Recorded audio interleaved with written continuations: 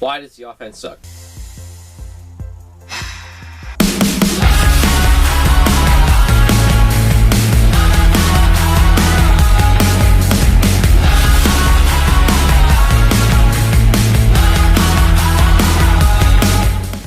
Welcome guys, the Bills were just stunned by the Jacksonville Jaguars just about an hour ago by a score of 9-6. Ugly game all over the place coming here. We're going to break it down, we're going to dive deep into it, and we're going to give a reaction. Make sure you subscribe and leave a like on this video, as well as comment your thoughts on why the Bills are in this slump right now. By the way, if we hit 150 subscribers by the end of this video, we will give away a Challengers Classic t-shirt. As always, we're going to delve into the stats real quick. Josh Allen went 34 of 47 for 264 yards and 2 picks and a fumble lost. 3 turnovers on the day for Josh Allen. Pretty bad. 5 carries, 50 yards as well, the leading rusher for the Bills. Singletary did not get anything going today. 6 carries, 16 yards. Stephon Diggs had a nice game today. 6 receptions for 85. Emmanuel Sanders also had 4 receptions, 65 yards. Cole Beasley got it going early. Was not really able to get anything going in the second half as well. Playing hurt as well, might I add. For the Jaguars, Trevor Lawrence was 15 of 26, 115 yards. Carlos Hyde, coming in for James Robinson, had a nice game, 21 carries, 67 yards. Dan Arnold was the leading receiver, the tight end, 4 receptions for 60 yards. And Jamal Agnew, 3 receptions for 27 yards. Some thoughts on the game I've got. Allen didn't have a terrible game outside of his 2 picks. I mean, he still threw for 264 yards, but those 2 interceptions really hurt him. Everything else that happened today was 100% offensive line being terrible. And yes, I get they're injured. No John Feliciano. Cody Ford cannot play for the life of him at guard.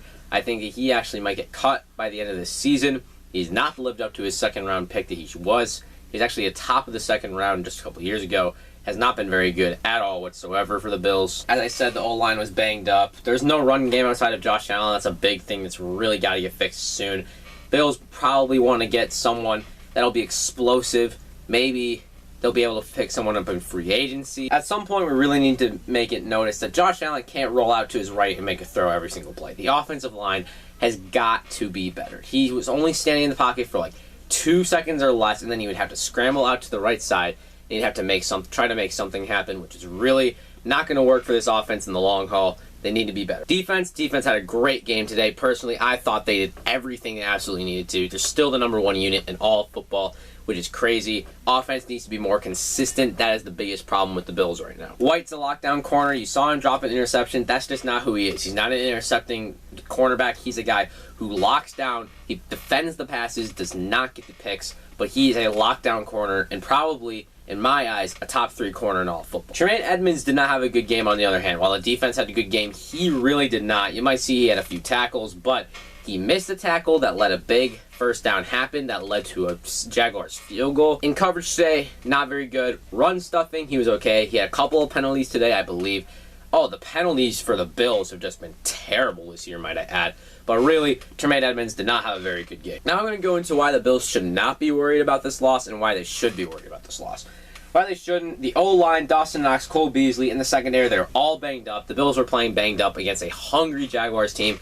Something like that's going to happen every once in a while. I hate to blame the refs for a whole game and a whole season and all these losses, but at some point, the refs really have to get some sort of blame. If you guys want me to make a video about specific examples about the refs, you guys can leave a like on this video. Hit 20 likes and we'll get that video coming right at you. Now, why the Bills should be worried is that the Patriots are only a half game behind. They took down the Carolina Panthers like I predicted today. So they might start to win. They might get to 10 wins maybe this year, but I highly doubt it. We could still be looking at the Patriots just because they're so close, though. The schedule really does get tougher after the Jets this coming week. They've got visits to the Buccaneers, to the Saints right after this coming week.